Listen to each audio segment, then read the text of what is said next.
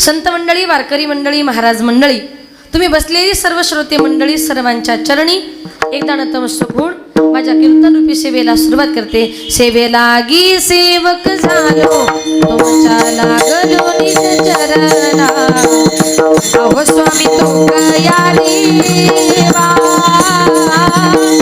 यावरी न करावा भेरू. सेवेलागी सेवक झालो तुमच्या लागलो निज चरणा, अहो स्वामी तुका देवा यावरी न करावा भेरा.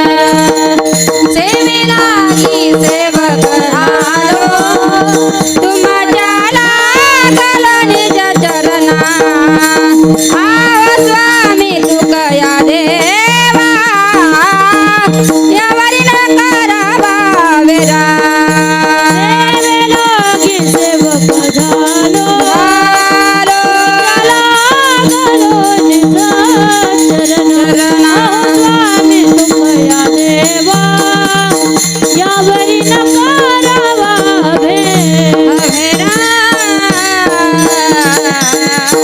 सेवेलागी सेवक झालो तुमच्या लागलो निज चरणा, मस्तक हे पायावरी वारकरी संताच्या प्रस्तुत प्राप्त प्रसंगी कीर्तन रूपी सेवेकरता निवडलेला भंग संत सम्राट वैराग्याचे मूर्तिमंत पुतळे, वारकरी संप्रदायाचे कळस विश्ववंदनीय श्रीमंत तुकोबारायांचा चार चरणाचा उपदेशपर प्रकरणातला तुमच्या आमच्या सर्वांच्या परिचयाचा असणारा गोड असा अभंग आजच्या या कीर्तन रूपी सेवेकरता निवडला. विठाल विठाल विठाल विठाल विठाल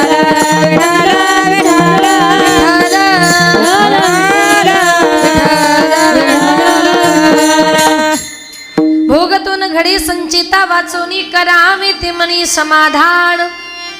या अभंगाद्वारे माझे जगद्गुरु तुकोबाराय तुम्हाला मला प्रत्येकाला उपदेश करतात आणि उपदेश करून तुकोबाराय हेच म्हणतात की बाबांनो, कुठल्याही माणसाच्या जीवनामध्ये कुठलाही भोग हा त्या माणसाच्या कर्मानुसार त्याच्या जीवनामध्ये घडत नाही. भोगतो न घडे संचिता वाचोनी. जीवन जगताना काही लोक प्रश्न करतात की बरेच लोक आम्हाला सुद्धा प्रश्न विचारतात, काही काय हो आम्ही अनेक या जगामध्ये बघतो. काही लोक म्हणतात ताई आम्ही माळकरी आहे, रात्रंदिवस देवाचं भजन पूजन कीर्तन करतो, पण तरी सुद्धा आमच्या नशिबामध्ये दुःख आणि आमच्या समोरचा माणूस इतका वाईट वागतोय का अजूनपर्यंत गावात त्यानं कोणाचं चांगलं होऊ दिलं नाही, कुणाचं लग्न जमू दिलं नाही, कुणाची सोयरीक जमू दिली नाही. एवढा वाईट वागूनही त्याचं चांगलं कसं काय आणि मी परमार्थ करूनही माझं वाईट कसं काय. एक वाक्य लक्षात घ्या, आपण चांगलं वागून सुद्धा आपल्या जीवनामध्ये दुःख आहे. याला कारण का, आपलं मागच्या जन्मीचं काहीतरी पाप शिल्लक आहे आणि तो वाईट वागून सुद्धा त्याच्या जीवनामध्ये सुख आहे. याला कारण का, त्याचं मागच्या जन्मीचं काहीतरी पुण्य शिल्लक आहे. पण वाईट वागून वागून त्याचं पुण्य नाहीसं होणार आणि आपण चांगलं वागून वागून आपलं पाप नाहीसं होणार. पुण्याची गणना कोण करी. म्हणून संत महात्मे म्हणतात भगवान परमात्म्यानं तुम्हाला मला हा प्रत्येकाला हा देह दिलेला आहे आणि तुकोबाराय म्हणतात या देहाने जन्माला आल्यानंतर आपल्याला रात्रंदिवस भगवंतांनी लाख मोलाचं नरदेह दिलाय ना. दिले इंद्रिय हात पाय कान डोळे मुख बोलाया वचन, जेने तू जोडसी नारायण नासी जीवपण भवरोग. या देहाने आपण जर देवाला जर जोडलं काय तर नासी जीवपण भवरोग. आपल्या देहाला आपल्या देहाची जी काही आहे संपूर्ण जबाबदारी हा माझा भगवान परमात्मा घेत असतो. संतांनी अखंड रात्रंदिवस देवाचं चिंतन केलं. काळ हा संतांच्या स्वाधीन होता, तुम्ही आम्ही सगळी माणसं काळाच्या स्वाधीन आहोत. तुकोबारायांनी इतकं देवाचं चिंतन केलं की काळानं तुकोबारायांना बघितलं की तुकोबारायांची अवस्था काय व्हायची. काळ गुलाम सलाम करी तुकया घरी रामत से, तुकया घरी रामत से, तुकया घरी रामत से. काळ गुलाम सलाम करी तुकया घरी रामत से, तुकया घरी तुकया घरी रावत से. काळ गुलाम सलाम करी, काळ गुलाम सलाम करी, काळ गुलाम सलाम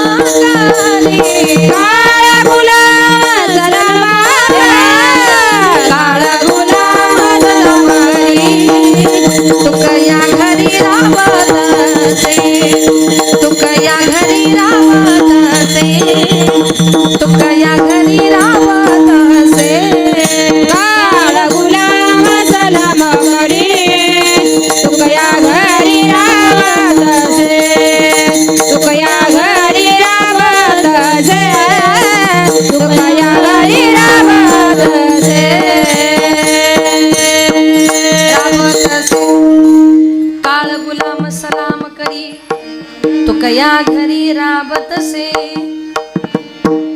तुकोबारायांचं नाव घेतलं की यम थरथरा कापायचा.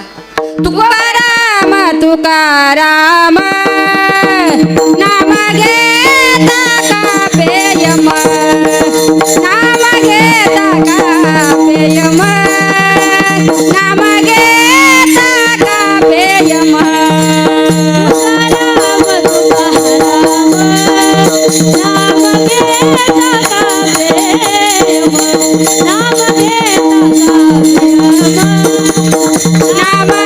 कापे यम.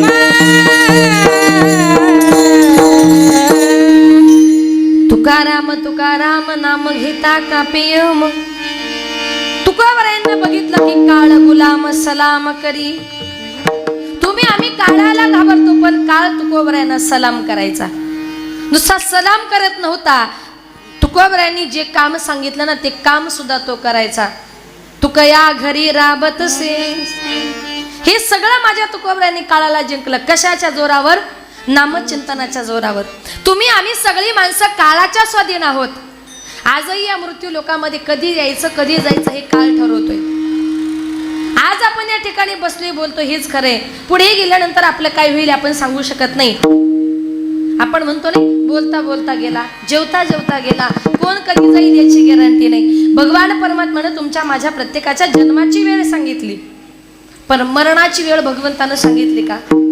कदाचित डॉक्टर सांगू शकतात ह्या तारखेला तुमच्या बाळाचा जन्म होणार आहे, आणि त्या दिवशी आपलं बाळ जन्माला येतं सुद्धा, पण अजूनपर्यंत असा एकाही डॉक्टरने सांगितलं नाही का तुम्ही ह्याच तारखेला मरणार आहात. भगवंताची इच्छा आहे. हसण्याची कला ही भगवान परमात्म्यानं माणसाला दिली, आणि आनंदी जीवन जगता जगता हसता हसता माणसाने हे जग सोडून निघून जायचंय ही भगवंताची इच्छा आहे. तुम्ही आम्ही काळाच्या स्वाधीन होत आहोत. संत महात्म्यांच्या हातामध्ये काळ होता. या मृत्यू लोकांमध्ये कधी यायचं कधी जायचं हे माझ्या संत महात्म्यांच्या हातामध्ये होतं. माझे तुकोबाराय वैकुंठ गमनानंतर 3 वेळा पुन्हा मृत्यू लोकांमध्ये आले, 3 वेळा वैकुंठामध्ये गेले. घेईन मी जन्म, माझ्यासाठी देवा. घेईन मी जन्म, घेईन मी जन्म, घेईन मी जन्म, माझ्यासाठी देवा. घेईन मी जन्म, घेईन मी जन्म, घेईन मी जन्म यासाठी देवा. घेईन मी जन्म, घेईन मी जन्म, घेईन मी जन्म यासाठी देवा. साधवया तुझी चरण सेवा, साधवया हरिनाम कीर्तन, हरिनाम कीर्तन, हरिनाम कीर्तन, हरिनाम कीर्तन, हरिनाम कीर्तन, हरिनाम कीर्तन, संतांचे पूजन. तुझी चरण सेवा साधवया, तुझी चरण सेवा साधवया. हरिनाम कीर्तन, हरिनाम कीर्तन, हरिनाम कीर्तन, संतांचे पूजन. हरिनाम कीर्तन, हरिनाम कीर्तन, हरिनाम कीर्तन, संतांचे पूजन.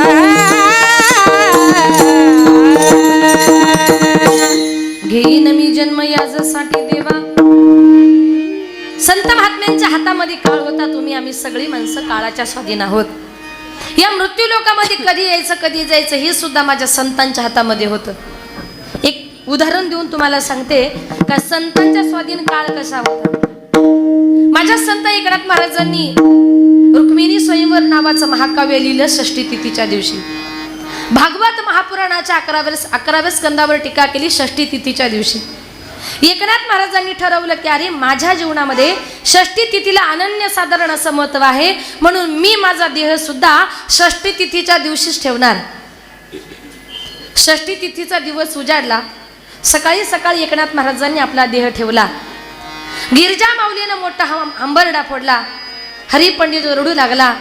श्याम पंडित गेला, सगळ्या ब्राह्मणांना सांगितलं, बाबांनो आमचे बाबा हा मृत्यूलोक सोडून आता गेले, सगळ्यांनी आमच्या बाबांच्या अंत्ययात्रे करता चला. सगळी ब्राह्मण मंडळी आली. तिरडी तयार करण्यात आली. एकनाथ महाराजांना तिरडीवर ठेवलं. 4 खांदे वाजू नको, 4 खांदे करी पुढे एक मडक्यावाला, अशी नाथ बाबांची अंत्ययात्रा चालली होती. अंत्ययात्रा चाललेली असताना मध्येच एक खांदेकरी ब्राह्मण म्हटला, काय रे, हा नाथ महाराज जन्माला आल्यापासून खालच्या दर्जाच्या लोकांमध्ये राहिला. आई वडिलांच्या श्राद्धाच्या दिवशी प्रथम हरिजनांना जेवण दिलं, नंतर ब्राह्मणांना जेवण दिलं, पण मरते समय मात्र याला आपल्याच खांद्यावर जावं लागलं. याला नंतर कुणीच कामी आला नाही, आपणच त्याच्या कामी आलो. हे ब्राह्मणांचं वाक्य ऐकल्याबरोबर नाथ महाराजांनी तिरडीवरच्या अंगावरच्या दोऱ्या तडातड तोडल्या. तिरडीवरून उठून बसले आणि सांगितलं, बाबांनो हवं तर मी पुढच्या वर्षी मरेल, पण मी तुमच्या खांद्यावर काय येणार नाही. तिरडीवरून उडी मारली. नाथ महाराज आपल्या घरी पळून गेले. 1 वर्ष काळाला थांबवलं. पुन्हा 1 वर्षानंतर षष्ठी तिथी आली. षष्ठी तिथी आल्याबरोबर सकाळी सकाळी माझे नाथ महाराजांनी पुन्हा आपला देह ठेवला. गिरजा माऊलीने हंबरडा फोडला. श्याम पंडित रडू लागला. हरिपंडित गेला. सगळ्या ब्राह्मणांनी सांगितलं, मागच्या वर्षी सारखे आमचे बाबा या वर्षी परत गेले, सगळ्यांनी अंत्ययात्रे करता चला.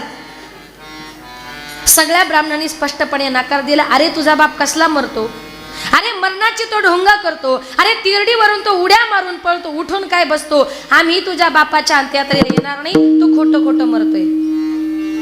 हरिपंडितने सांगितलं की आता तसं होणार नाही, फक्त एकदाच चला, हवं तर परत तुम्ही कोणी येऊ नका, पाया पडतो तुमच्या, एकदाच चला. विनंती केली. सगळी पंडित मंडळी ब्राह्मण मंडळी आली. तिरडी तयार करण्यात आली. 4 खांदेकरी पुढे एक मडक्यावाला. नाथ बाबांच्या अंत्ययात्रा रस्त्यानं चालली होती. अंत्ययात्रा गावच्या वेशीपर्यंत जाऊन पोहोचली आणि तेवढ्यात एक म्हातारी आजी आपल्या नातीला तिच्या सासरी पोचवायला चालली होती.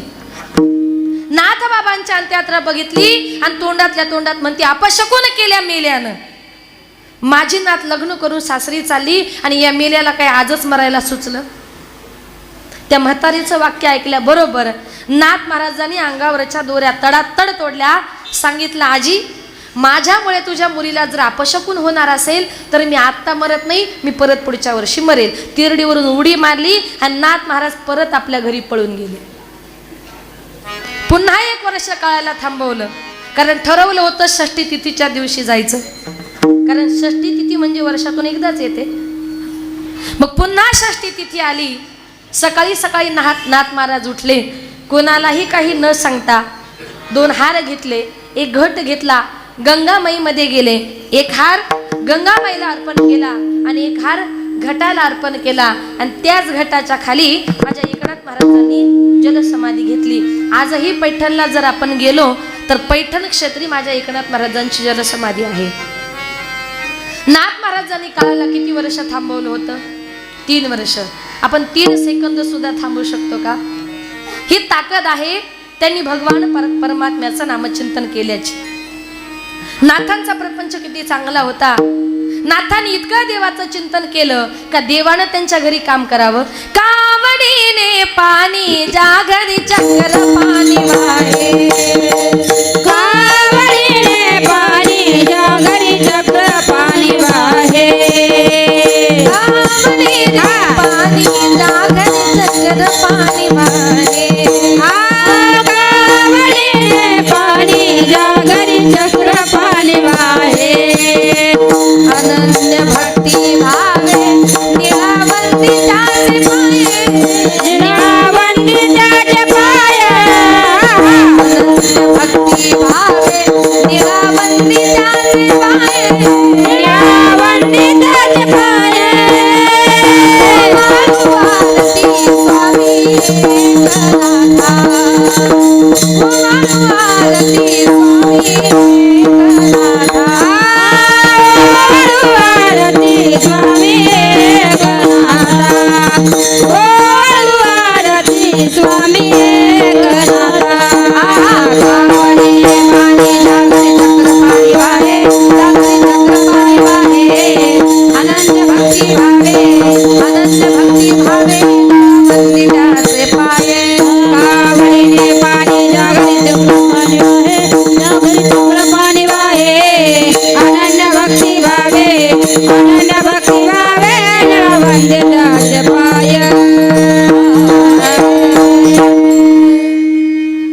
आवडीने पाणी ज्या घरी चक्र पाणी वाहे.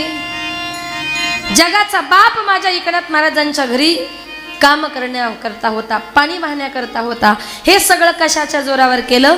नामचिंतनाच्या जोरावर केलं. म्हणून माझे तुकोबराय म्हणतात, जीवन जगत असताना त्यांनी चांगलं केलं म्हणून भगवंतानी त्यांचं सुद्धा चांगलं केलं. जीवन जगत असताना अजिबात कोणाचं वाईट करायचं नाही. आणि वाईट जर केलं तर संत महात्मे म्हणतात, जो भोग तुमच्या माझ्या वाट्याला आलाय तो ज्याला त्याला भोगावा लागतो. कारण कुठलाही भोग हा त्या माणसाच्या संचित कर्माशिवाय त्याच्या जीवनामध्ये घडत नाही. अभंगाचे प्रथम चरण. भोगतो न घडे तवा चोनी, भोगतो न घडे संचिता जो,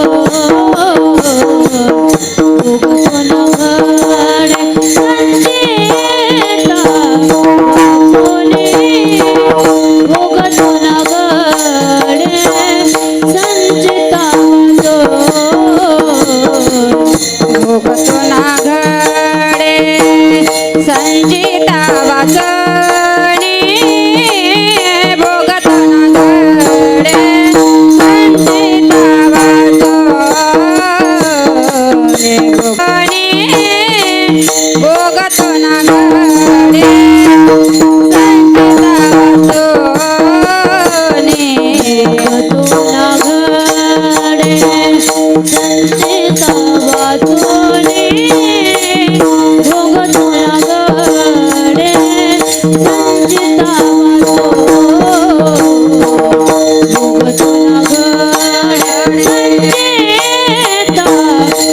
वाचनी, भोगतो ना घडे संचिता वाचनी, भोगतो ना घडे संचिता वाचनी, भोगतो ना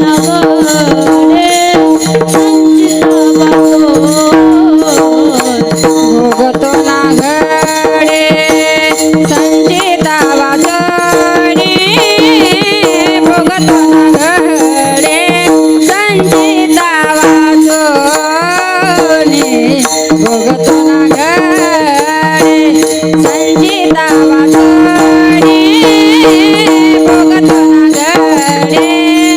संचिता वाचनी.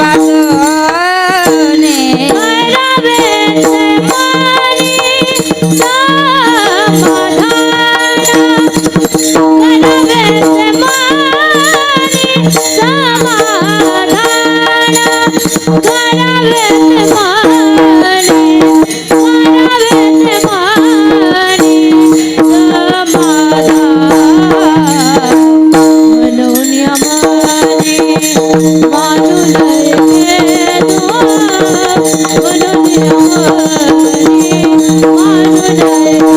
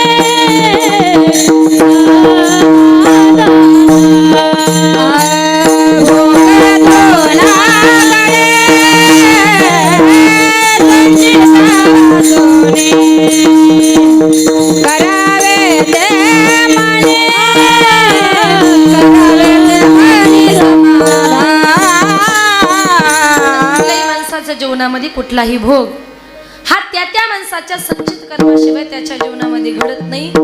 म्हणून प्रत्येक माणसाने काय करावे ते मनी समाधान.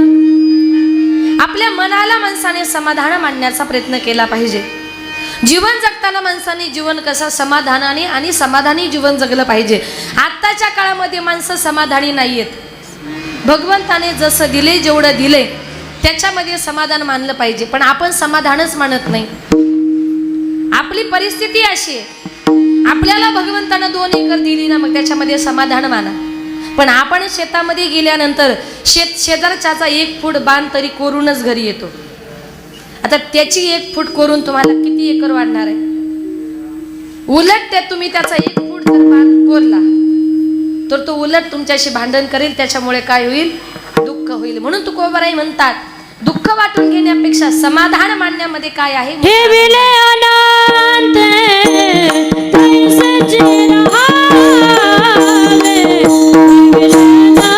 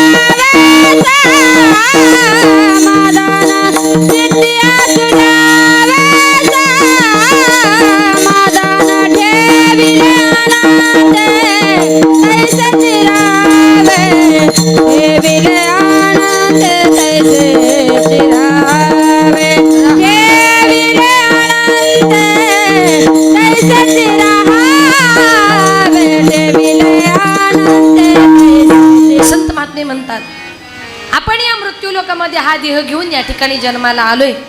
आणि हा देह घेऊन जन्माला आल्यानंतर संसारामध्ये तुम्हाला मला कसं ठेवायचं हे ठरवणारा भगवंत आहे. तोच सगळं काही ठरवत असतो. त्याच्या हातामध्ये सगळं काही आहे. एक तुम्हाला सुंदर उदाहरण सांगते की एखाद्या माणसाला घरातल्या माणसाने जर हाकलून लावलं तर तो मंदिरामध्ये जर गेला आणि मंदिरामध्ये जर तो राहिला तर गावातले लोक त्याला सांगू शकत नाही मंदिरामध्ये राहू नको, तुम्ही आळंदीला जा, पंढरपूरला जा. मंदिरातून तीर्थक्षेत्रातून तुम्हाला कुणीच हाकलणार नाही. पण तुम्ही रागानं जर एखाद्या पाहुण्या माणसाच्या घरी गेलात ना, ते पाहुणे माणसं तुम्हाला 2च दिवस सण करतील. 3ऱ्या दिवशी ते म्हणतात, बाबा तुझा तू जग नाहीतर मर, पण आमच्या घरामध्ये आजपासून राहायचं नाही. ते जाऊ द्या, आपली जी ननंद असते ना, ननंद तिच्या बापाचंच ते घर असतं. पण ती लग्न झाल्यानंतर सुनबाई घरामध्ये आली का ती म्हणते हे घर माझं आहे. मग ननंद जरी माहेरी आली ना, 2 दिवस ती घरामध्ये राहिली,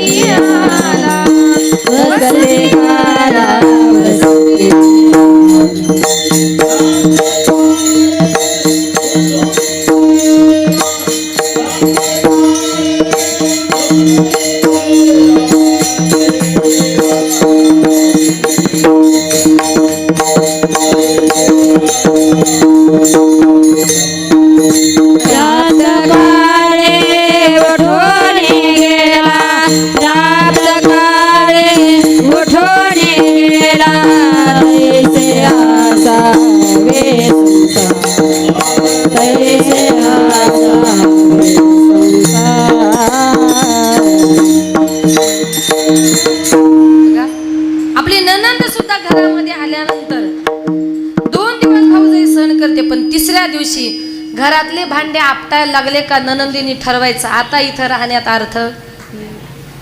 जवळची माणसं असून सुद्धा माणसाला सहन करत नाही. वस्ती कर वस्ती आला, प्रातःकाळी उठून गेला. तसं माणसाने संसारामध्ये राहिलं पाहिजे. आणि आपण एखाद्याच्या घरी पाहुणे गेल्यानंतर कुठे किती दिवस राहावं, कसं राहावं, याला फार मान मर्यादा आहेत. एक सुंदर उदाहरण तुम्हाला सांगते. एक दिवस एका मुलीचं नवीन लग्न झालं. नवीन लग्न झाल्यानंतर तिचा नवरा आपल्या सासूरवाडीला गेला. आता गेल्यानंतर योगायोगानं धोंड्याचा महिना होता. माहिती ना धोंड्याचा महिना? योगायोगानं धोंड्याचा महिना होता. ह्या वर्षी आलाच असेल आता 3 वर्षानंतर. आता जावई गेल्यानंतर धोंड्याचा महिना होता. सासूबाईनं सुंदर पुरणपोळीचं भोजन तयार केलं. सासरी बुवाने एक नवीन ड्रेस त्याला दिला. वरून एक 2-4 ग्रॅमची अंगठी सुद्धा दिली. आता नवीन जावई होतं, त्यानं हे कधी बघितलेलं नव्हतं. त्याला वाटलं, त्याने विचार केला की अरे सासूरवाडीला आल्यानंतर किती मजा आहे. म्हटलं 5 पक्वान्नाचं भोजन मिळतं, वरून कपडे मिळतात, वरून अंगठी सुद्धा मिळते. म्हटलं कशाला घरी जायचं. म्हटलं आजपासून आपण सासूरवाडीलाच राहून घेऊ. असा मनामध्ये विचार केला. 2 दिवस झाले, 4 दिवस झाले, 5 दिवस झाले, 10 दिवस झाले. जावई घरातून जायलाच तयार नाही. तो नवरा त्या बायकोला म्हणतो, अगं मी सासरा आहे, मी त्यांना सांगू शकत नाही तुम्ही घराच्या बाहेर जा, पण तू तरी सांग. ती म्हटली नाही नाही, माझे जावई बापू आहेत आणि त्यांना जर काही बोललं, त्यांनी तिकडे जाऊन आपल्या मुलीला काही केलं तर त्याच्यामुळे मी काही सांगणार नाही. तुमचा जावई तुम्ही बघून घ्या. बरं, जावयाला थोडंसं व्यसन होतं. त्याने शेजारच्या टपरीवाल्याचं 10 दिवसामध्ये जवळजवळ 1-1.5 हजार रुपये बिल केलं. तंबाखू, सिगारेट, बिडी सगळं काय. एक दिवस टपरीवाला घरी गेल्यावर म्हटलं, काय हो तुमच्या जावयानं 1.5 हजार रुपये बिल केले. बिल कोण देणार. म्हटले तुमच्याच नावावर लिहून ठेवले. सासऱ्याने विचार केला, अरे जावई आला तर आला, मला वाटलं 2 दिवस राहील, 4 दिवस राहील, 10 दिवस राहील, 15 दिवस झाले जावई जायला तयार होत नाही. मग शेवटी तो सासरा जावयाच्या जवळ गेला. सांगितलं, जावई बापू अहो 15 दिवस झाले तुम्ही आलात, घरातली माणसं तुमची वाट बघत असतील, तुमची काळजी करत असतील. तो म्हटला नाही नाही, माझी घरातली माणसं काही बघत नाही, कुणी माझी काही काळजी करत नाही, त्यांना माहिती आहे सासूरवाडीला गेलाय. आणि तुम्हाला जर माझ्या घरच्या लोकांची काळजी वाटत असेल ना सासरी बुवा, तुम्ही असं करा, एक पत्र पाठवा आणि घरच्या माणसांना सगळ्यांना इकडंच जेवायला बोलून घ्या. सासरा म्हटलं घरच्यांचा पण वशिला लावायला बघतोय. मग सासऱ्याने विचार केला, आता हा काय असं तसं जाणारं गिऱ्हाईक दिसत नाही. जावई जरी असला, म्हटलं काही करून याला घराच्या बाहेर काढलं पाहिजे. काय केल्यावर म्हटलं जावई घराच्या बाहेर जाईल. संध्याकाळच्या टायमाला दोघा नवरा बायकोनी प्लॅन केला. तो आपल्या बायकोला म्हणतो, बघ रात्रीच्या टायमाला आपण जेवायला बसलो की तू काय करायचं, एकाही भाजीमध्ये मीठ टाकायचं नाही आणि एकाही भाजीमध्ये मीठ टाकायचं नाही. आपण जेवायला बसलो, पहिला घास मी घेणार, मी तुला सांगेल काय ग भाजीमध्ये मीठ टाकलंच नाही, तू लगेच जावयाच्या समोर रागानं मला उलट बोलायचं. तू मला उलटी बोलली का मी तुला थोडं हळूहळू रागाच्या भरामध्ये मी तुला मारायला धावणार आणि मी तुला मारायला धावलो का तू काय करायचं, तू लगेच ती बत्ती किंवा चिमणी फुकून टाकायची, तू बाहेर पळायचं आणि त्या अंधाराचा फायदा घेऊन मी जावयाचा बरोबर काटा काढतो म्हणते. दोघा नवरा बायकोनी मस्त प्लॅन केला. संध्याकाळच्या टायमाला जावयाचं शेवटचं भोजन म्हणून तिनं पुरणपोळी, सार, भात, भजी, कुरडया 5 पक्वान्नाचं भोजन तयार केलं. पण एकाही पदार्थामध्ये तिनं मीठच टाकलं नाही. 3 जण जेवायला बसले. पहिला घास सासऱ्यानं घेतला आणि सासरा तिला म्हणतो काय ग भाजीमध्ये मीठ टाकलं नाही, सगळं जेवण आळणी, एकाही भाजीत मीठ टाकलं नाही. ती म्हणते तुम्हाला कळत नाही का, हाताने घ्या. मी काय भाजीमध्ये शिरून बघितलं का. तो म्हटलं काय ग जावयाच्या समोर तू मला उलटी बोलते, तू मला उलटी बोलती. ती म्हटली हा तुम्हालाच बोलते. तू जावयाच्या समोर तुझी ही हिम्मत. रागाच्या भरात जे उठला आणि नवऱ्यानं सांगितल्याप्रमाणे तिनं बत्ती फुकली आणि ती बाहेर पळून गेली. अंधाराचा फायदा घेऊन त्यानं जावयाची पियाशी हातामध्ये पकडली आणि जे जावयाला मारायला सुरुवात केली. जावई म्हणतो मामा अहो मारू नका, मामा अहो मारू नका. काय मारू नका, जावयाच्या समोर माझा अपमान करते, तुम्ही म्हणता मारू नका. तो म्हटला हो मी ती नाही, मी तुमचा जावई बापू. तो म्हटला आज जावयाचा बाप जरी आला ना तरी मी काही तुला मारायचं सोडणार नाही. अंधारात जावई असा मारला, असा मारला, असा मारला गेला, पण अजूनपर्यंत जेवायला काही आला. म्हणजे थोडक्यात कितीही जवळचा जरी माणूस असला, जावई जरी असला, कुठे किती दिवस राहावं, कसं राहावं, त्याला मान मर्यादा आहेत. म्हणून प्रत्येकानं जीवन कसं मान मर्यादेने जगलं पाहिजे. जीवन जगत असताना आपल्या समाजामध्ये आपला मान, आपला अपमान, प्रारब्धीसी जोडी धन, प्रारब्धीसी वाढे मान, सोच का करीसी वाया, भज मन पंढरी राया. संसारामध्ये माणसाने कसं राहिलं पाहिजे? पक्षी अंगणी उतरती, पक्षी अंगणी उतरती, पक्षी अंगणी उतरती, पक्षी अंगणी उतरती, पक्षी अंगणी उतरते, पक्षी अंगणी उतरते, पक्षी अंगणी उतरते, पक्षी अंगणी उतरते. ते का गुंतोनी आराधी, ते का गुंतोनी आराधी, ते का गुंतोनी आराधी, ते का गुंतोनी आराधी, ते का गुंतोनी आराधी, ते का गुंतोनी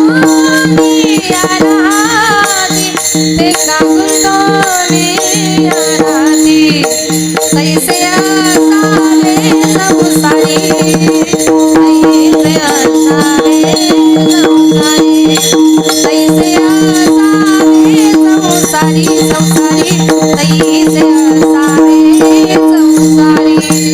तैसे आसावे संसारी, तैसे आसावे संसारी, तैसे आसावे संसारी, तैसे आसावे संसारी. पक्षी अंगणी उतरती, ते का गुंतोनिया राहती. तुकोबाराई म्हणतात की ज्याप्रमाणे आपण पक्ष्यांना दारामध्ये दाणे वगैरे टाकतो, दाणे टाकल्यानंतर पक्षी येतात, दाणे खातात, मग ते विचार करतात का ह्या घरी मला खूप दाणे मिळतात, मग याच घरी राहून घेऊ? अजिबात नाही. त्यांच्या कामापुरते दाणे खातात आणि परत आपल्या घरटामध्ये निघून जातात. तैसे असावे संसारी, जो गरीबाची नाची दुरी. तसं माणसाने संसारामध्ये राहिलं पाहिजे. तुकोबाराई म्हणतात, भोगतो न घडी संचिता वाचोनी. कुठलाही भोग हा त्या माणसाच्या संचय कर्माशिवाय त्याच्या जीवनामध्ये घडत नाही. याच्याबद्दल तुम्हाला एक छोटंसं उदाहरण सांगते. उदाहरण जरा कान देऊन लक्षपूर्वक ऐका. एक दिवस ओरिसा प्रांतातले एक साधू सज्जन महाराज जगन्नाथपुरीची यात्रा करण्याकरता चालले होते. रस्त्यानं पायी चालत असताना संध्याकाळचा टाइम झाला. मारुतीचं मंदिर दिसलं. महाराज त्या मंदिरामध्ये मुक्कामा करता गेले. संध्याकाळच्या टायमाला त्या मंदिराच्या बाहेरून एक सुंदर तरुण अशी स्त्री त्या मंदिराच्या बाहेरून चालली होती. तिची नजर त्या मंदिरामध्ये गेली तर त्या मंदिरामध्ये सज्जन महाराजही दिसायला खूप सुंदर होते आणि त्यांचंही वय 20-25 वर्षाचं होतं. महाराजही खूप सुंदर दिसत होते.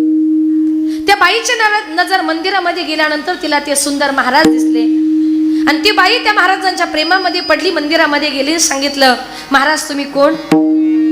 त्यांनी सांगितलं, या देहाला सज्जन महाराज असं म्हणतात. आला तर कुठून? ओरिसा प्रांतातून आलोय. चालला तर कुठे?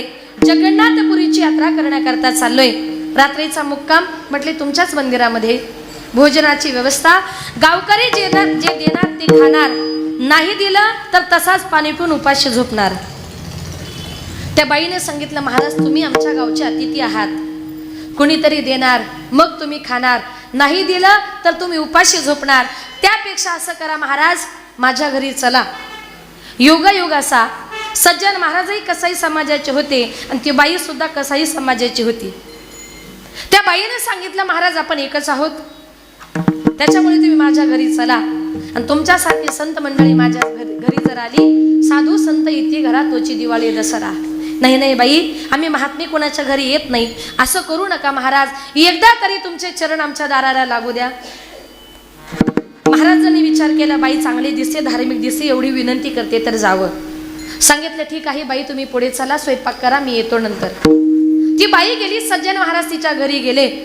स्वयंपाक तयार झाला. त्या बाईचा नवरा महाराज भोजन करण्याकरता बसले. महाराजांचं भोजन झालं. महाराज हात धुण्याकरता बाहेर गेले. तेवढ्या धो धो पाऊस पडायला सुरुवात झाली. विजांचा कडकडाट, ढगांचा गडगडाट, मोठं असं वादळ उठलं. त्या बाईने सांगितलं, महाराज तुमचं आता भोजन तर झालंय, एक रात्र मुक्कामाचा प्रश्न आहे. अशा पावसामध्ये, अशा वादळामध्ये तुम्ही मंदिरात जाऊ नका. तिथपर्यंत जाईपर्यंत महाराज तुम्ही भिजून जाणार. पाया पडते महाराज, जाऊ नका. महाराजांनी सांगितलं, बाई तुझ्या घरी भोजन केलं हेच खूप मोठं झालं, आता मुक्कामी राहण्याचा, वस्तीला राहण्याचा आग्रह करू नको. पाया पडते महाराज तुमच्या, पाऊस उघडला की तुम्ही जा, आजची रात्र फक्त थांबा, तुमच्याकरता माझ्या घरामध्ये एक प्रायव्हेट रूम आहे. महाराजांचा नाविलाज झाला होता. पाऊस धोधो पडत होता, मोठं वादळ सुटलं होतं. नाविलाजाने महाराज त्या बाईच्या घरी मुक्कामा करता थांबले आणि रात्रीच्या टायमाला महाराज झोपले. रात्री 2-2:30च्या सुमारास आपला नवरा गाढ झोपलेला बघितला. ती बाई उठली आणि सज्जन महाराजांच्या रूममध्ये गेली. महाराजांच्या अंगाला स्पर्श केला, सांगितलं, महाराज उठा. महाराजांनी सांगितलं, बाई रात्री बेरात्री एखाद्या परपुरुषाच्या जवळ जाताना लाज वाटत नाही तुम्हाला? ती बाई म्हटली, महाराज त्याच्यामध्ये लाज कसली हो? अहो स्वतःचा पती घरामध्ये असताना तुम्हाला भीती वाटत नाही का कशाची? तिने सांगितलं, महाराज तुम्हाला माझ्या नवऱ्याचा प्रॉब्लेम आहे का? घरामध्ये पळत गेली, धारदार अशी कुऱ्हाड घेतली, आपल्या नवऱ्याच्या डोक्यामध्ये टाकली. एका क्षणात त्या बाईने आपल्या नवऱ्याचा खून केला. महाराजांनी हा सगळा प्रकार बघितला. महाराजांनी विचार केला, एक कामातुर झालेली स्त्री आपल्या नवऱ्याचं जर खून करू शकते, आता ही माझं काय करेल मी सांगू शकत नाही. महाराज घाबरले, जीव मुठीत धरला, खिडकीतून उडी मारली आणि जीवाच्या आकांतानं महाराज पळत सुटले. त्या बाईने विचार केला, माझा नवरा तर मी मारला, नवराही मारला ना, आता महाराजही पळाला, माझं कसं होणार? उद्या जर त्या महाराजांनी गावामध्ये सांगितलं काहीनं नवऱ्याला मारलं, मला घरदार सोडून जेलमध्ये जावं लागेल. त्या बाईनं डाव पलटला. ती बाई बाहेर पळत पळत आली, आरडाओरडा केला, धावा, पळा, वाचवा. सगळी गावकरी मंडळी आली. काय झालं बाई? कुणी एक साधू महात्मा आपल्या गावात आला होता. मला वाटलं चांगला असेल, मी त्याला माझ्या घरी नेलं, त्याच्याकरता पाची पक्वानाचं भोजन केलं. महाराज माझ्या घरी मुक्कामाला थांबले आणि रात्रीच्या टायमाला माझा नवरा झोपलेला बघून या महाराजानं माझ्यावर जबरदस्ती करण्याचा प्रयत्न केला. माझा नवरा मध्ये आला म्हणून त्या महाराजानं माझ्या नवऱ्याचाच खून केला. लक्षात आलं का तुमच्या? खून कुणी केला होता? तिनेच. आळ कुणावर आणला? महाराजांवर. अशी घटना ऐकल्यानंतर गावकऱ्यांच्या तळपायाच्या आग मस्तकामध्ये गेली. गावकरी मंडळी त्या महाराजांच्या पाठीमागे पळू लागले. सगळा गाव पळत होता. एकटे महाराज काय करणार होते हो? गावाच्या बाहेर सज्जन महाराजांना पकडलं, त्यांना बांधून ठेवलं. त्या बाईला तिथे बोलवलं आणि त्या बाईला सांगितलं, महाराज, त्या गावकऱ्यांनी सांगितलं, बाई या महाराजाचं नेमकं काय करू? याला मारू का याला जिवंत सोडू? त्या बाईने सांगितलं, त्याला मारूही नका आणि त्याला जिवंतही सोडू नका, तुम्ही सांगा बाई काय करू? तिने सांगितलं, गावकऱ्यांनो, या महाराजानं ज्या हाताने माझी आबरू लुटली, ज्या हाताने या महाराजांनी माझ्या पतीचा खून केलाय ना, त्या महाराजाचे दोन्ही हात तोडून टाका. त्या बाईच्या सांगण्यानुसार सगळ्या गावातल्या लोकांनी सज्जन महाराजांचे दोन्ही हात इथपासून तोडून टाकले. हात तोडून टाकल्यानंतर सज्जन महाराजांना सोडून दिलं. महाराज रडत रडत जगन्नाथपुरीला जाऊन पोचले. जगन्नाथाच्या चरणावर आपलं मस्तक टेकवलं, हंबरडा फोडला आणि सांगितलं, जगन्नाथा, अरे अशी माझी काय चुकी होती? तुझी यात्रा करण्याकरता मी निघालो होतो. अरे जन्माला आल्यापासून स्त्रीचा स्पर्श सुद्धा माझ्या मनाला कधी झाला नाही आणि एवढी वाईट घटना मी करेल जगन्नाथ असं तुला वाटतंय? काय चूक होती माझी का ज्याच्यामुळे माझा एवढा अपमान झाला, एवढा मोठा आळ माझ्यावर आला आणि माझे दोन्ही हात तुटले गेले? जगन्नाथाने सांगितलं, सज्जन महाराज, तुम्ही माझे भक्त आहात, मी विनाकारण कुणावरही अन्याय करत नाही. आज या ठिकाणी तुमचे जे काही दोन हात तुटले ना, हे तुमचं आत्ताच्या जन्माचं नाही, तुमचं मागच्या जन्मीचं संचित कर्म आहे. सज्जन महाराज म्हटले, सांगा मागच्या जन्मामध्ये असं काय केलं का ज्याच्यामुळे माझे दोन हात तुटलेत? जगन्नाथाने सांगितलं, ऐका सज्जन महाराज, मागच्या जन्मामध्ये तुम्ही ज्या बाईच्या घरी मुक्कामाला होतात ना, ती बाई मागच्या जन्मामध्ये एक गाय होती. तिचा पती जो काही होता ना, तो मागच्या जन्मामध्ये कसाई होता आणि मागच्या जन्मामध्ये तुम्ही एक संन्यासी साधू होतात. एक दिवस तो कसाई त्या गायीला रस्त्याने घेऊन चाललेला होता. चौका रस्ता आला, ती गाय त्याच्या हातून सुटली, कुठे गेली त्याला कळालं नाही. तुम्ही रस्त्याने चालला होतात, त्या कसायाने तुम्हाला विचारलं, महाराज माझी गाय इथून पळाली का? तुम्ही उजव्या हाताचा संकेत केला आणि सांगितलं, हो हो, तुमची गाय या दिशेला गेली. त्या गायीलाही कळालं का तुम्ही तिचा मार्ग दाखवला. हिंदू धर्मामध्ये गोमातेला पवित्र मानतात महाराज. त्या दिवशी कदाचित जर तुमच्या हातानं तुम्ही जर गाय दाखवली नसती तर कदाचित त्या गायीचा जीव वाचला असता. पण तुमच्या गाय दाखवण्यामुळे त्या कसाईने तिला पकडली, कत्तलखान्यात नेली, तिची कत्तल केली. आणि म्हणून मागच्या जन्मामध्ये त्या गायीनं तो राग धरला होता ना, तो राग ह्या जन्मामध्ये तीच गायी या जन्मामध्ये बाई झाली. आणि मागच्या जन्मामध्ये त्या कसाईनं तिला कापली होती ना, म्हणून या जन्मामध्ये नवरा असून सुद्धा तिनंच त्याला कापला, तिने त्याला कापला. मग दोघांमध्ये माझी चुकी काय? त्यावेळेला जगन्नाथ म्हणतात की बघा, दोघांमध्ये तुमची चुकी एकच आहे. त्या दिवशी कदाचित जर तुम्ही एका हाताने गाय दाखवली नसती तर त्या गोमातेचा जीव वाचला असता. पण मागच्या जन्मामध्ये एका हाताने गोमाता दाखवली, एका हाताची शिक्षा. ह्या जन्मामध्ये त्याच बाईमुळे तुमचे 2 हात तोडले गेले. भोगतो न घडे संचिता वाचोनी, नाही का? म्हणून कुठलंही कर्म हे तुमचं संचित कर्म म्हणजे मागच्या जन्मीचं साचून ठेवलेलं कर्म, त्याच्याशिवाय कुठलाही भोग तुमच्या माझ्या वाट्याला येत नाही. थोडंसं पुढे सांगते ऐका. सज्जन महाराजांचे 2 हात तुटले. 2 हात तुटल्यानंतर ते पंढरपूरला गेले. पांडुरंगा परमात्म्याला सांगितलं, पांडुरंगा माझे 2 हात तर तुटले, मी कसाई समाजामध्ये जन्माला आलोय, मला माझ्या जातीशी प्रामाणिक राहायचंय, माझ्या जातीचं काम मला प्रामाणिकपणे करायचंय. देवा, माझ्या जातीचं कामच आहे मांस तोडणं, मांस विकणं. मलाही मांस तोडायचे, मलाही मांस विकायचे. पण पांडुरंगा, तू माझ्या हाताचं काढून घेतले, मी काय करावं? मग देवानं काय करावं? सज्जन कसाया विकू लागे मांस, सज्जन कसाया विकू लागे मांस, सज्जन कसाया विकू लागे मांस, सज्जन कसाया विकू लागे मांस, सावजाचं गुण पुन्हा,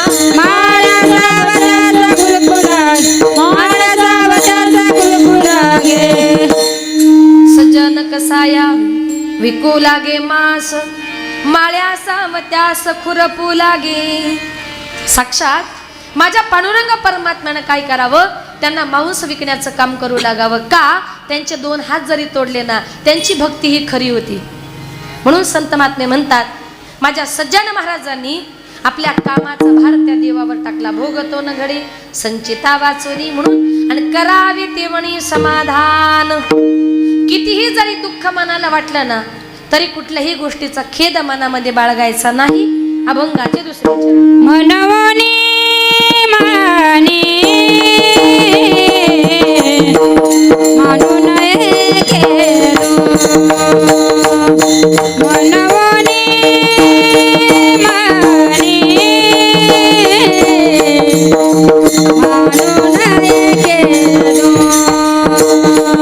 मनवनी माने मानू नये केलो.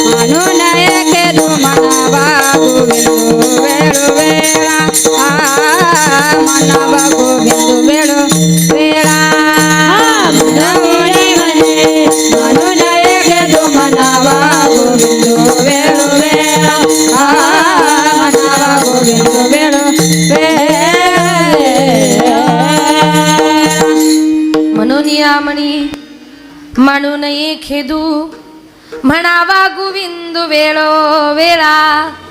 तुकोबाराय म्हणतात कितीही जरी दुःख मनाला झालं तरी मनामध्ये दुःख बाळगायचं नाही, एकच करायचं म्हणावा गोविंद वेळो वेळा. वेळोवेळी गोविंदाचं नामचिंतन करायचं. तो भगवान परमात्मा तुमच्यावरचं माझ्यावरचं प्रत्येकावरचं संकट दूर करणार आहे. या माझ्या जगद्गुरु शंकराचार्यांनी आपल्या हिंदू धर्मामध्ये 5 आद्यदैवत सांगितलेत. आजही या पृथ्वीवर जे काही अन्नधान्य पिकतं, जे तुम्ही आम्ही खातो, ते कशावर? सूर्यनारायणाच्या प्रकाशामुळे. म्हणून आजही तो प्रकाश देतोय, त्याच्यामुळे धान्य पिकतंय आणि त्याच्यामुळे आपण जिवंत आहोत. मग जो तुम्हाला आम्हाला आपलं पोट भरून खायला देतोय, त्या सूर्यनारायणाचे काय आहेत? आपल्यावर उपकार आहेत. म्हणून उठल्याबरोबर पहिला नमस्कार हा माणसाने सूर्यनारायणाला केला पाहिजे. हिंदू धर्माचं पहिलं आद्य दैवत आहे ते म्हणजे गणपती बाप्पा. माझ्या ज्ञानोबरांनी ज्ञानेश्वरी सारखा महान ग्रंथ निर्माण केला, पण ग्रंथाची सुरुवात करताना पहिलं नमन केलं ते गणपती बाप्पाला. ओम नमो जद्या वेद प्रतिपाद्या जय जय स्वसविद्या आत्मरूपा देवा तू चिंगनेशू सकलार्थमती प्रकाशू म्हणे निवृत्ती दासू अवधारी जोजी. माझ्या तुकोबरांनी सुद्धा नमेला गणपती माऊली सारजा आता गुरुराया दंडवत. म्हणून कुठलंही कार्य जर निर्विघ्नपणे जर पार पाडायचं असेल, गणपती बाप्पाला नमन करावं लागतं. कारण का? सुख देणारी देवता म्हणजे गणपती बाप्पा. तूच सुख करता तूच दुःख हरता अवघा दिनाचा नाथा बाप्पा मोरिया रे बाप्पा मोरिया रे चरणी ठेवी तो माथा. तुझं सुख करता तुझं दुःख हरता अवघ्या दिनाचा नाथा बाप्पा मोरया रे बाप्पा मोरया रे चरणी ठेवी तो माता. तूच सुख करता तूच दुःख हरता अवघ्या दिनाचा नाथा बाप्पा मोरिया रे बाप्पा मोरिया रे चरणी ठेवी तो माथा. तुझं सुख करता तुझं दुःख हरता अवघ्या दिनाचा नाथा बाप्पा मोरया रे बाप्पा मोरया रे चरणी ठेवी तो माता. केले मोदक लाल गव्हाचे नाव काढून तांदळाचे हाळ मोलख साऱ्या घराचे दिन येतील कार्य सुखाचे सेवा जाणून गुण मानून द्यावा आशीर्वाद आता बाप्पा मोरया रे बाप्पा मोरया रे चरणी ठेवी तो माथा. तुझं सुख करता तुझं दुःख हरता अवघ्या दिनाचा नाथा बाप्पा मोरया रे बाप्पा मोरया रे चरणी ठेवी तो माता. तुझं सुख करता तुझं दुःख हरता अवघ्या दिनाचा नाथा बाप्पा मोरया रे बाप्पा मोरया रे चरणी ठेवी तो माथा. तुझं सुख करता तुझं दुःख हरता अवघ्या दिनाचा नाथा बाप्पा मोरया रे बाप्पा मोरया रे चरणी ठेवी तो माता. चरणी ठेवी तो माता चरणी ठेवी तो माता. गणपती बाप्पा मोरया मंगल मूर्ती. मोरया. तुम्हाला आम्हाला सुख देणारी देवता म्हणजे गणपती बाप्पा. सुख करता सुख देणारी, दुःख हरता दुःख निवारण करणारी, वार्ता विघ्नाची वार्ता निवारण करणारी, नुरवी पुरवी प्रेम कृपा जयाची भक्ताच्या मनातली इच्छा पूर्ण करणारी देवता म्हणजे गणपती बाप्पा. म्हणून कुठलंही कार्य जर निर्विघ्नपणे जर पार पाडायचं असेल तर वक्रतुंड महाकाय सूर्यकोटी समप्रभ निर्विघ्नं कुरु मे देव सर्वकार्येषु सर्वदा. गणपती बाप्पाचं नाव घेतल्याशिवाय कार्य निर्विघ्नपणे पार पडत नाही. तुकोबाराय म्हणतात कितीही जरी दुःख वाटायला आलं तर एकच करायचं म्हणावा गोविंद वेळोवेळा. वेळोवेळी आपल्याला गोविंदाचं चिंतन करायचंय. तुम्ही सांगा देवाचं चिंतन दुःखामध्ये केलं तर काय होतं? महिला मंडळ उदाहरण तुमच्या करता सांगते, सगळ्यांनी कान देऊन ऐका. एक दिवस माझे संत जनाबाईने विठ्ठलाची इतकी भक्ती केली, देव जनाबाईला रोज जात्यावर दळण दळू लागण्याकरता यायचा. जनाबाई माझ्या नामदेव महाराजांची दासी जरी म्हणून नामदेव महाराजांच्या घरी काम करायची. नामदेवाच्या घरी 14 जण स्मरती हरी. 14 माणसं 15 जनाबाई. त्यांच्या घरी झाडझूड करणं, कपडे धुणं, भांडी घासणं, स्वयंपाक करणं, ही सगळी कामं करून झाली. रात्रीच्या टायमाला घरातली सगळी माणसं जेवली, झोपली का रात्रभर जात्यावर दळण दळायची का? सकाळी उठल्या उठल्या घरातल्या सगळ्या माणसांना परत ताजं भाकरी मिळाली पाहिजे. रात्रभर जात्यावर दळण दळायची. पण दळण दळताना माझी जनाबाई थकत नव्हती. जात्यावर दळण दळताना सुंदर ओव्या म्हणायची. सुंदर माझे जाते ग फिरते बहुते ग, ओव्या गाऊ कौतुके तू ये रे बा विठ्ठला, कौतुके तू ये रे बा विठ्ठला. सासू आणि सासरा फिरतो तिसरा, ओव्या गाऊ व्रताला तू ये रे बा विठ्ठला, उभ्या गाऊ व्रताला तू ये रे बा विठ्ठला. प्रपंच दळण दळीले पीठ म्या भरिले, प्रपंच दळण दळीले पीठ म्या भरिले. सासू पुढे ठेविले तू ये रे बा विठ्ठला, सासू पुढे ठेविले तू ये रे बा विठ्ठला. सुंदर माझे जाते ग फिरते बहुते ग, सुंदर माझे जाते ग फिरते बहुते ग, ओव्या गाऊ कौतुके तू ये रे बा विठ्ठला, ओव्या गाऊ कौतुके तू ये रे बा विठ्ठला.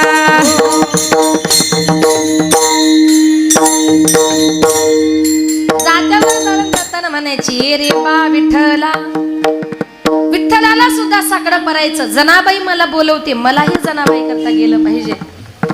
महाद्वाराचं दार, गडबड करू नका, महाद्वाराचं दार बंद झालं का देवानं यावं जनाबाईला जात्यावर दळण दळू लागावं. दळण दळायचे, ओव्या म्हणायचे, गप्पा मारायचे. एक दिवस दळण दळता दळता देवाला खूप घाम आला, म्हणून देवानं आपल्या गळ्यातले सगळे दागिने काढले आणि जनाबाईच्या मांडी खाली ठेवले. जात्यावर दळण दळू लागले. दळण दळतायत, गप्पा मारतायत, ओव्या म्हणतायत. हे सगळं करता करता पहाटेचे 4 वाजले. देवाला कळालंच नाही. तिकडे वारकरी मंडळी मंदिरामध्ये आली आणि वारकऱ्याने आवाज दिला, देवा उठा पांडुरंगा प्रभात समयोपातला, वैष्णवांचा मेळा गरुडा पारी दाटला, वैष्णवांचा मेळा गरुडा पारी दाटला. उठा पांडुरंगा प्रभात समय पातला, वैष्णवांचा मेळा गरुडा पायी धाटला, वैष्णवांचा मेळा गरुडा पायी धाटला. वाळवंटापासून महाद्वारापर्यंत, महाद्वारापर्यंत सुरवराची मादी उभे जोडून हात. वाळवंटापासून महाद्वारापर्यंत, महाद्वारापर्यंत सुरवाराची मादी उभे जोडून हात. वागा प्रभात समयोपातला, वैष्णवांचा मेळा गरुडा पारी दाटला. उठा देवा. वारकरी मंडळी आता गरुड खांबापर्यंत आली. देवानं विचार केला, जोपर्यंत मंडळी गरुड खांबापर्यंत आहे तोपर्यंत ठीक आहे. एकदा का महाद्वाराचं दार उघडलं आणि मी जर मंदिरात नसेल तर सगळीकडे गडबड होणार. देवाची घाई झाली. वारकऱ्यांचा आवाज ऐकल्याबरोबर देव घाईघाईनं उठले. दागिने गळ्यात घालायचे म्हणून जनाबाईची गोधडीच गळ्यामध्ये घातली आणि देव पळत सुटले. जनाबाई म्हणते, देवा देवा हो दागिने. जणे काहीच बोलू नको, आता मी चाललो.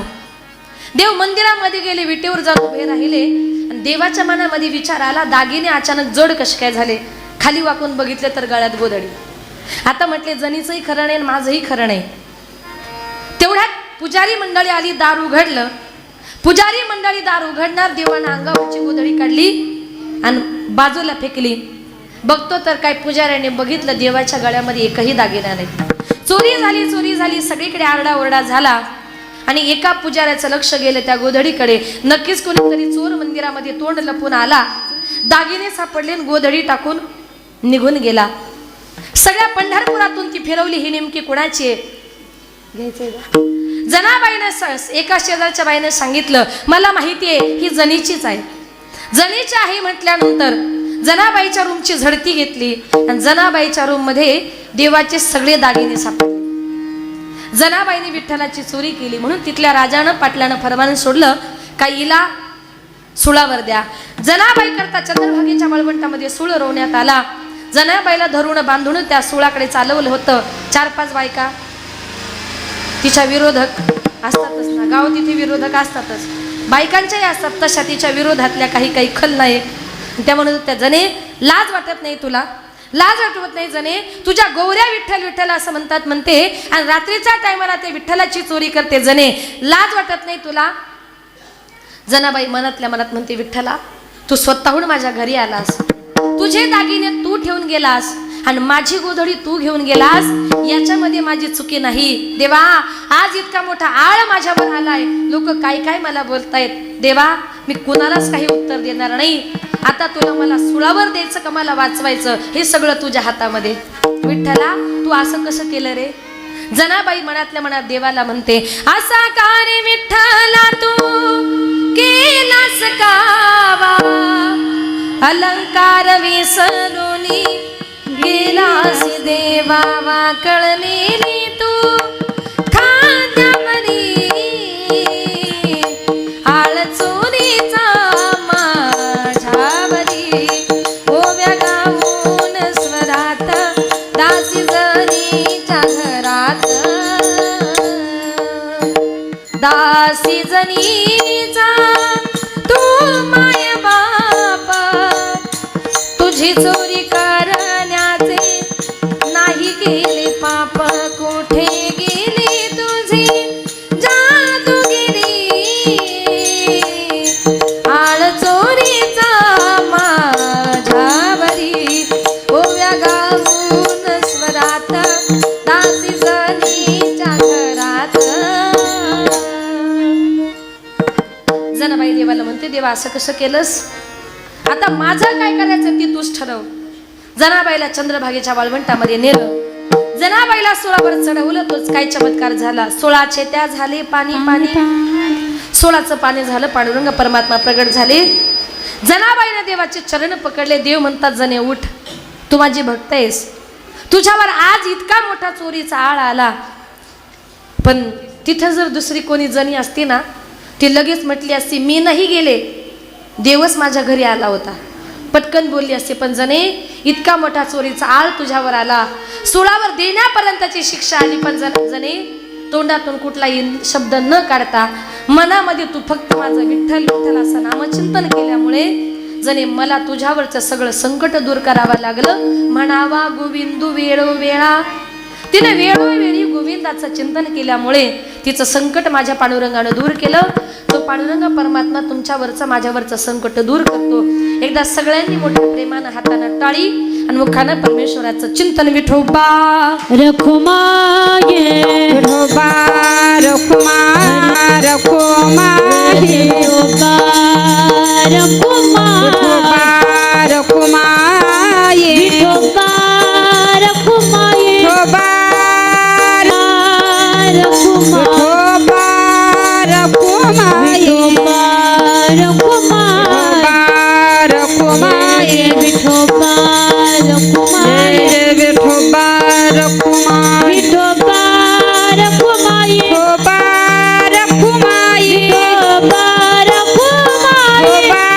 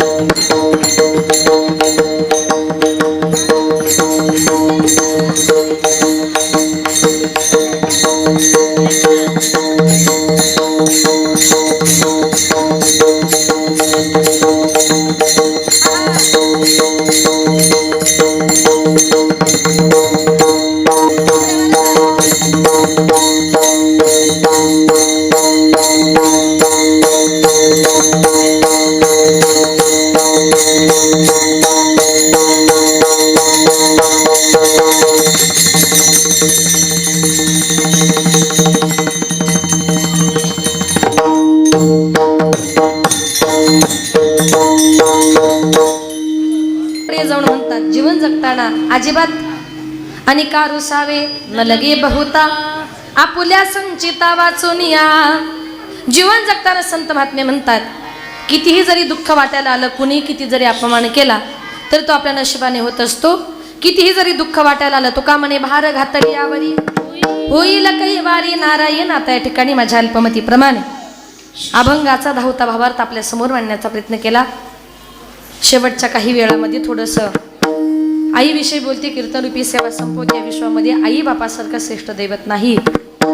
जिवंतपणी माणसाला आई बापाची किंमत कळत नाही. एकदा का आपले माईबाप या जगातून या विश्वातून निघून गेले, नंतर कितीही जरी रडलं फायदा होणार नाही.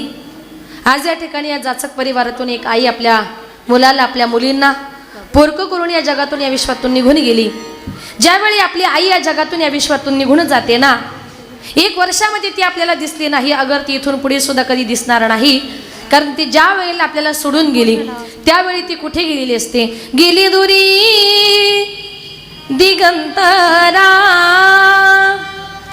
पुन्हा येणे नाही घरी.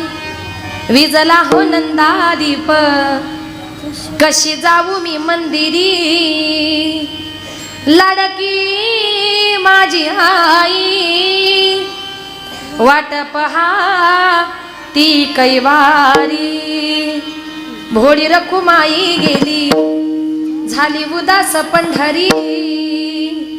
श्रद्धांजली देता थरथरे माझी काया.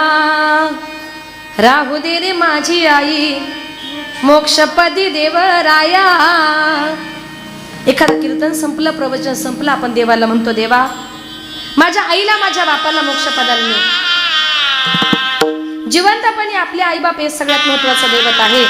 एकदा का आपली आई या जगातून या विश्वातून आपल्याला सोडून निघून गेली ना, सोडून या गेली आई मायेली कराना. सोडून या गेली आई मायेली कराना. आई आई आई हाका मारू मी कुणाला. आई आई आई हाका मारू मी कुणाला. आई आमच्या साठी कष्ट केले फार. आई आमच्या साठी कष्ट केले फार. सोडून या गेली आई सारा परिवार. सोडून या गेली आई सारा परिवार. लेकी सुना रडत बसती काना कोपर्याला. आठवण येते आई त्याच घडीला. आठवण येते आई त्याच घडीला. सोडून या गेली आई मायेली कराना. आई आई आई हाका मारू मी कुणाला. आई आई आई आई म्हणू मी कुणाला. एकदा का आपली आई या जगातून या विश्वातून निघून गेली ना, शेजारच्या आईला, दुसऱ्याच्या आईला प्रेमाने कितीही जरी आई म्हटलात ना, दुसऱ्याची आई आपली या जगामध्ये आई कधी होऊ शकत नाही. आपली ती आई असते, शेजारची असते, तिला बाई म्हणतात. ती एखादा माणूस रडायला लागला तर ती आई म्हणते, रडू नकोस, मी तुझी आई होईल. नाही नाही, एक दिवस ती आई होईल, दुसऱ्या दिवशी परत ती बाई होईल. आईचं प्रेम कसं असतं, आई म्हणजे कशी असते, एक सुंदर उदाहरण देऊन तुम्हाला सांगते. एका 6 वर्षाच्या मुलाची आई वारली. त्याच्या बापाने त्या मुलाकरता एक 2-3 महिन्यामध्ये दुसरी आई घरामध्ये आणली. एक 2-3 महिन्यानंतर त्या बापाने त्या बाळाला प्रश्न विचारला, बाळा तुझी पहिली आई आणि तुझी दुसरी आई यांच्यात तुला फरक काय वाटतो रे. त्या छोट्याच्या बाळानं उत्तर दिलं, बाबा माझी पहिली जी आई होती ना, ती अतिशय खोटाडी होती, ती नेहमी खोटं बोलायची. पण बाबा माझी दुसरी आई मात्र खरी आहे. बापानं तोंडामध्ये बोट घातलं, आपला मुलगा अशा आईविषयी असा बोलूच कसा शकतो. त्या बापानं त्याला प्रेमानं जवळ घेतलं आणि त्याला विचारलं, बाळा तू तुझ्या आईला खोटारडी का म्हणालास. त्या बाळाने शांतपणे उत्तर दिलं, बाबा मी माझ्या आईला खोटारडी म्हटलो, याला कारण का? ती आई मला म्हणायची, बाळा शाळेतून जर उशिरा घरी आला तर तुला जेवायलाच देणार नाही. आणि बाबा मी जर शाळेतून उशिरापर्यंत घरी आलो नाही ना, ती आई सगळ्या गावभर गलीभर शोधत मला फिरायची. मी सापडलो की मला घरी आणायची आणि म्हणायची, बाळा दिवसभर उपाशी आहेस, जेवून घे. बळच मला जेवायला घालायची. मी तिला खोटी का म्हणतोय? ती मला म्हणायची तुला जेवायलाच देणार नाही, पण तिच्या हाताने ती मला घास भरवायची, म्हणून मी तिला खोटारडी म्हणतोय. पण बाबा माझी दुसरी आई मात्र खरी आहे. ती आई मला सांगते, बाळा शाळेतून जर उशिरा घरी आला जेवायला देणार नाही तुला. खरंच बाबा मी शाळेतून जर 10 मिनिटं उशिरा घरी आलो ना, तर ती आई मला दिवसभर बिना अन्न पाण्याची उपाशी ठेवते. इथं बसलेल्या प्रत्येक मातेला मी विनंती करेल, घरामध्ये कुणाची भांडण झाली का बायका जीव द्यायला जातात. तुम्हाला एक सांगू, आपण गेल्यानंतर या जगामध्ये कुणालाच कशाचाच काही फरक पडत नाही. उलट आपण जर गेलो त्यांच्या घराण्याला नवीन सोन मिळेल, नवऱ्याला दुसरी बायको मिळेल, पण तुमच्या मुलाला आई आणि त्याचं प्रेम या जगामध्ये परत कधीच मिळणार नाही. नका जगा करता जगू. कितीही राग आला ना, प्रेमानं फक्त आपल्या मुलांच्या तोंडाकडे बघा, का मी गेल्यानंतर माझ्या बाळाचा सांभाळ कोण करेल. बस एवढंच जरी केलं ना, तरी वाईट विचार तुमच्या मनामध्ये कधी येणार नाही. जीवनामध्ये आईसारखं श्रेष्ठ दैवत नाहीये. आई आपल्या मुलावर जे प्रेम करते ना, ते प्रेम या जगामध्ये दुसरं कोणीच करू शकत नाही. आईचं आपल्या मुलीवर खूप प्रेम असतं. ज्या वेळेला 2-3 मुली असतात, मुली लग्न करून पर घरी निघून जातात. मुली पर घरी निघून गेल्यानंतर त्या घरामध्ये आईला आपल्या मुलीशिवाय अजिबात करमत नाही. मग ती आई घरामध्ये आपल्या मुलीची आठवण म्हणून काय करत असते? लेक जाते सासनला आई लाग करमेना, सारविला भिंतीवर काढल्या ग मैना. लेक जाते सासनला मागे मागे फिरू पाही, बोलती आई माझी लाडाची लेक जाई. लेक जाते सासनला माय लेकी पडे गळा, कस कोरड्या नदीला पाणी येत खळा खळा. लग्न करून संध्याकाळी म्हणजे मुलगी निघून गेल्यानंतर त्या घरामध्ये आईला आपल्या मुलीशिवाय करमत नाही. जेवताना झोपताना उठताना बसताना प्रत्येक कामामध्ये मदत करणारी मुलगी आईला त्या कामामध्ये दिसत असते. मुलगी लग्न करून निघून गेल्यानंतर त्या घरामध्ये आईला करमत नाही. त्या मुलीसाठी त्या आईचा जीव व्याकुळ होतोय. आई म्हणते, इतकी वर्ष माझी मुलगी मी सांभाळली, तिचे लाड केले, तिच्यावर प्रेम केलं, आणि अचानक आमची मुलगी आम्हाला लग्न करून पोरकी झाली. ती आई रडते आणि काय म्हणते, माझ्या जीवाच्या लेकीला आज सांगवा पाठवा, माझ्या व्याकुळ जीवाला माझी मालन भेटवा. नाव लेकीच घेता जात फिरे गरागरा, माझी डोळ पुसणारी लेक गुंतली संसारा. रोज येते सपनात काही बोलत ती नाही, भर चैताच्या उन्हात माझी सुकली गजाई. करू लेकीच नशीब झालं कपाळ उघड, घर धन्याच्या वाचून कोणी घेईना लुगड.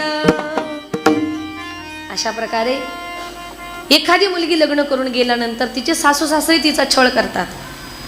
ती मुलगी विचार करते, आता मी लग्न करून आले, माझ्या बापानं माझ्या करता लग्नाकरता लाखो रुपयाचं कर्ज केलंय, आणि मी जर लग्न करून आता मी नांदत नाही, घरची लोक मला चांगली बघत नाही, हे जर माझ्या माईबापाला माहिती पडलं ना, माझे माईबाप कोलमडून पडतील. मुलगी सगळं दुःख सहन करते, पण आपल्या बापाला कधी सांगत नाही. भरत आणि त्याच्यामुळे गुलाबाच्या नाही का जाई जुईच्या फुलासारखी सुंदर अशी मुलगी, तिचा चेहरा काय होतो, घरातल्या लोकांचा त्रास सहन करून करून तिचा चेहरा सुद्धा कोमेजून जातो. मग कधी कधी असं होतं की तरुणपणामध्येच एखाद्या बाईचा नवरा मरतो, आपला जावई जर निघून गेला तर आई बापाला सुद्धा मुलीचं दुःख होतं की आता माझा जावई गेला तर माझ्या मुलीला हक्काची साडी घेणारा, लुगडं घेणारा या जगामध्ये कोणीच राहिला नाही. करू लेकीच नशीब झालं कपाळ उघड, घर धन्याच्या वाचून कोणी घेईना लुगड. काला विसरा, माई बापाला कधी विसरू नका. ज्या माई बापाने तुम्हाला मला जन्म दिलाय, लहानाचा मोठा केलाय, जी आई आज या जगातून या विश्वातून निघून गेली ना, ती आई म्हणजे काय असतं? आई माझी मायेचा सागर हो, दिला तिने जीवनाकार. आई माझी मायेचा सागर हो, दिला तिने जीवनाकार. तळपत्या उन्हात त्या रखरखत्या रानात, राहिली समाजासाठी तू ग कष्टाच्या घामात. तळपत्या उन्हात त्या रखरखत्या रानात, राहिली समाजासाठी तू ग कष्टाच्या घामात. कधी मिळेल मुठभर घास, कधी घडे तिला उपवास, ओल्या मातीतून चालताना तुडविले काट्याचे फास. आई माझी मायेचा सागर हो, दिला तिने जीवनाकार.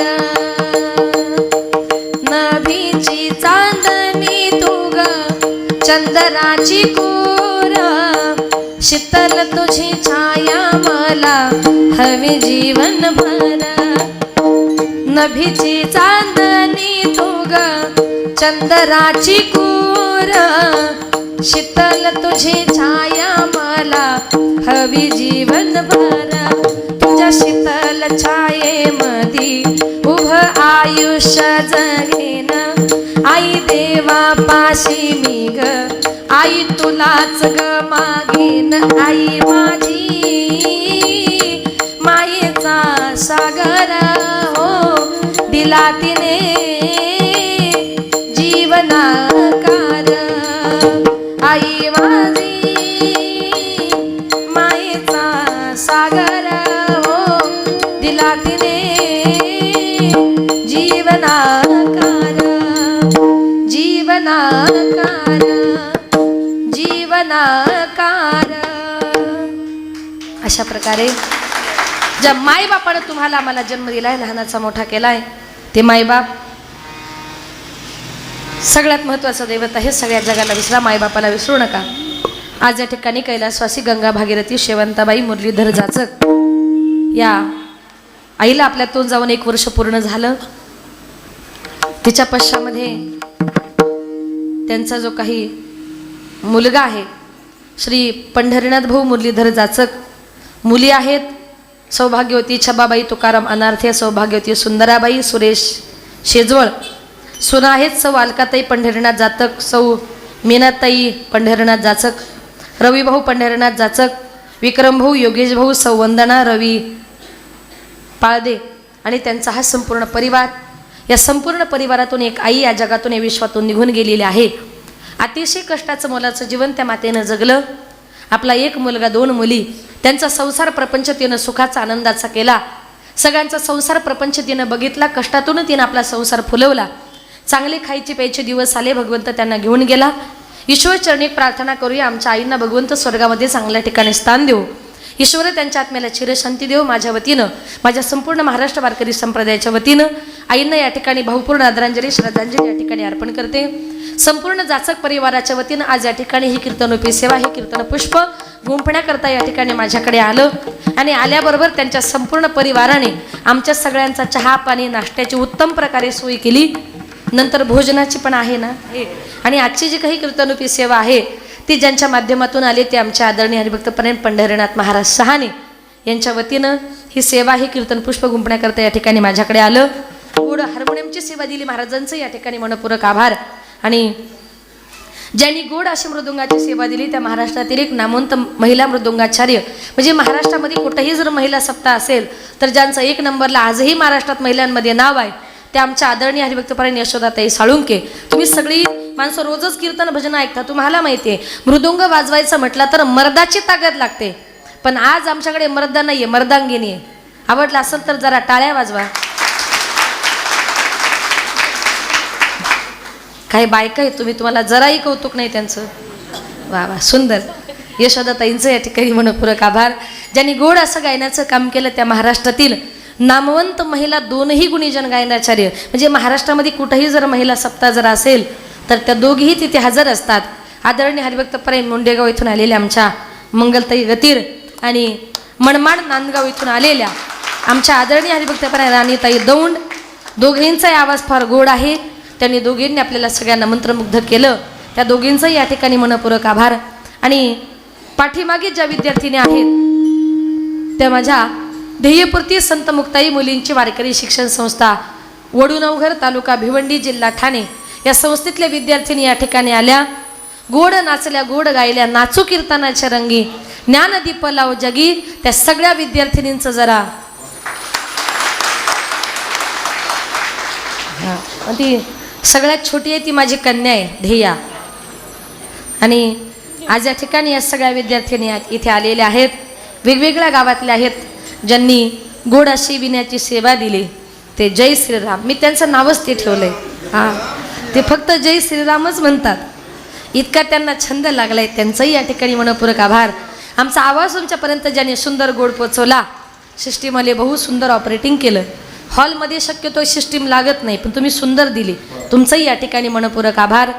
आणि यूट्यूबच्या माध्यमातून साईलीला TV चॅनलवाले दादा नेहमीच कार्यक्रम दाखवत असतात. आज त्यांनी या कार्यक्रमाचं शूटिंग केलं, दादांचंही या ठिकाणी मनपूर्वक आभार.